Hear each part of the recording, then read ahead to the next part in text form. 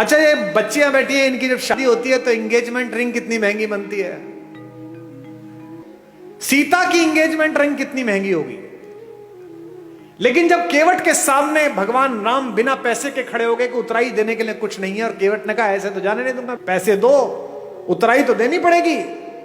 तो पति का अपमान ना हो जाए, पति यहां संकट में ना लगे, सीता ने चुपचाप अपनी अंगूठी उतारी और राम के हाथ में दे दी कि ये दे दो। गोस्वामी जी ने लिखा, पियसिय की ही जानन हारी, मुदित मगन मणि मुद्री उतारी। मणि उतार कर दे दी। ये सीता है, ये सीता सिखाई गई, ये सीता घर घर में सिखाई गई थी। इसीलिए हमारी माएं, हमारी नानियां, हमारी दादियां कम में काम चला लेती थी। आज क्या हो गया, कम हो गया तो झगड़ा हो गया। पति की नौकरी 4 साल नहीं लगी तो तलाक हो गया, पत्नी की नौकरी छूट गई तो झगड़ा हो गया। इसका मतलब क्या है, सुख साधन पर केंद्रित कर दिया। और यहां बैठे हुए धनी लोगों, सुख साधन में है ही नहीं। तुम्हारे ऑफिस में जब 15,000 रुपए में बाहर खड़े होकर सफाई करता है लड़का, जो तुम्हारी गाड़ी पर पोछा मारता है, किसी दिन कलकत्ता में आसमान में हल्की बारिश होती है, साइकिल से वापस जाता हुआ बाजार से पाव भर बेसन खरीदता है, पाव भर प्याज खरीदता है, आलू खरीदता है, एक छोटी सी बोतल में 200 मिलीलीटर तेल सरसों का लेता है और पत्नी से कहता है मौसम बहुत अच्छा रहा, पकौड़े बना ले। वो स्टोव पे पकौड़े बनाती है, दोनों बाहर बैठकर खाते हैं और शाम को सोते हुए कहता है यार क्या शाम बीती है, भगवान का धन्यवाद, क्या अच्छा मौसम है, क्या बढ़िया हो। और तुम पेरिस जाकर भी सुखी नहीं हो, तुम लंदन की ऑक्सफोर्ड स्ट्रीट पे शॉपिंग करते हुए खुश नहीं हो, क्योंकि तुम डेपुटेशन पे दुख को भेज रहे हो। दुख हो गया है, थोड़ी मार्केटिंग कर लूं शायद कम हो जाएगा। दुख हो गया है, थोड़ा मेकअप करके एक सेल्फी ले लूं शायद कम हो जाएगा। ये जो फेसबुक पर, ट्विटर पर, इंस्टाग्राम पर बहुत हंसते मुस्कुराते चेहरे हैं, इनमें से अधिकांश की जड़ें खोखली हैं। इसीलिए आत्महत्या करते हैं, इसीलिए ड्रग्स में गए हैं, इसीलिए शराब में गए हैं। ये राम की कहानी आपकी जड़ों की आत्मा में यूरिया का काम करती है, आध्यात्मिकता का। ये आपको मजबूत करती है, एक भाई की तरह, एक पति की तरह, एक पुत्र की तरह, एक नागरिक की तरह। भाई भाई के संबंध, भाई बहन के संबंध। अब 2 बहनें हैं इसमें, इस कहानी में। भाई बहन का संबंध ठीक ना हो तो गड़बड़ हो सकती है।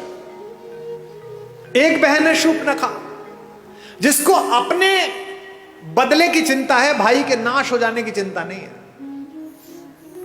मेरा बदला पूरा हो जाए बस। वो ये नहीं कहती कि मेरा अपमान किया, वो ये नहीं कहती कि मैंने नीचतापूर्ण व्यवहार किया, वो कहती है कि मैंने बताया मैं तुम्हारी बहन हूं, इसके बाद मेरा अपमान कर दिया। और उसकी तो बीवी बहुत सुंदर है, वो जंगल में क्या कर रही है, वो तो भैया आपके पास होनी चाहिए। ऐसी बहन देखी है कोई जो अपनी भाभी के रहते बाहर की किसी औरत का वर्णन करे कि इससे अपना लो? इसका मतलब वो बहन ही दुष्ट है, उसने अपने भाई का नाश करा दिया। एक सीता है, सीता का भी एक भाई है, आपको पता है? जब अशोक वाटिका में माता बैठी हुई है तो रावण आता है उनसे मिलने, रोज आता है, कहता है मेरा प्रणय प्रस्ताव स्वीकार कर ले। क्या उस तपस्वी के पीछे पड़ी रहेगी, वो तो जंगली है, मैं मार दूंगा उसे, खत्म हो जाएगा, वो कुछ नहीं कर पाएगा, तुझे ले नहीं जाएगा। माता पूरी सात्विकता के साथ बैठी है।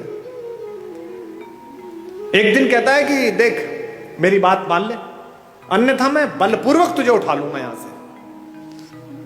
तो वो जिस चटाई पर बैठी हैं, उस चटाई का एक तिनका तोड़ती हैं और तिनका तोड़कर अपने रावण के बीच रख देती हैं और कहती हैं कि तू कैसी मूर्खतापूर्ण बात करता है रे, कि तू मुझे छू लेगा? ये तिनका रखा है, इसे पार करके दिखा दे, तेरे में औकात है तो। एक वैज्ञानिक सोच वाली युवती ने मुझसे पूछा कि क्या कुमार विश्वास जी आप भी कैसी पोंगा पंडितों वाली मूर्खतापूर्ण बातों की समर्थन करते हो? जो कैलाश पर्वत को उठा लेता हो तो तिनका नहीं उठा पाएगा। ऐसा क्या सीता में मनोबल आ गया तिनके को देख? अब मैं जो बात कह रहा हूं उसको बहनें सुने। एक लड़की अपने पति के साथ भी इतना सुरक्षित अनुभव नहीं करती, इतना भाई के साथ करती है।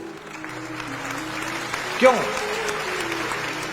सीता भूमि से पैदा हुई है, सीता का नाम है भूमिजा, और तिनका भूमि से पैदा हुआ है। संस्कृत में उसे कहते हैं भूमिज, वो तिनका नहीं है। वो सीता का भाई है। सीता कहती है मेरे इस भाई से निपट ले, पति से तो बाद में निपटना, वो तो बाद में आ जाएगा, पहले इस भाई से निपट। एक तृण धरकर कहती है, उसकी ओट में बैठकर कहती है वैदेही, तृण धरि ओट कहत वैदेही, तृण धरि ओट कहत वैदेही, सुमिर अवधपति परम स्नेही, तृण धरि ओट कहत वैदेही, सुनिर अवधपति। एक बात आपको बता दूं मैं, जिस दिन आपको अपने पिता की बेटी से अपनी बेटी ज्यादा अच्छी लगने लगे, उस दिन समझ लेना कि अमंगल की तीर्थ यात्रा प्रारंभ हो गई है। क्योंकि पहला संबंध तो पृथ्वी पर आपका उसी से है जो एक कोख से पैदा हुआ है। ये जो भैया दूज पर और राखी पर बहनें राखी बांधने आती हैं, हम क्या समझते हैं कि ये एक त्योहार मनाने आती है? नहीं, ये उस भाई में अपने माता पिता का मंगल ढूंढती हैं। ये जानती है कि मेरा भाई ठीक रहा तो मेरे मां बाप का बुढ़ापा ठीक कटेगा, ये समृद्ध रहा, ये शक्तिशाली रहा तो अच्छा हो जाएगा, और उसी के आशीर्वाद से तुम्हारा स्वास्थ्य चलता है। इसीलिए उस तिनके की ओट पर बैठी हुई सीता जानती है कि जब तक ये तिनका है, जब तक ये मेरा भाई है, चाहे कैसा भी हो, तिनके से ज्यादा गरीब बेचारा कौन होगा। तिनका तो बहुत ही गरीब भाई है, लेकिन फिर भी वो जानती है कि ये रक्षा करेगा। इसलिए इस पूरे पारिवारिक प्रतिष्ठान में, राम कथा में, एक एक प्रतीक शास्त्र ऐसा है जो आपको आपके पारिवारिक मूल्यों के साथ जिंदा रख सकता है।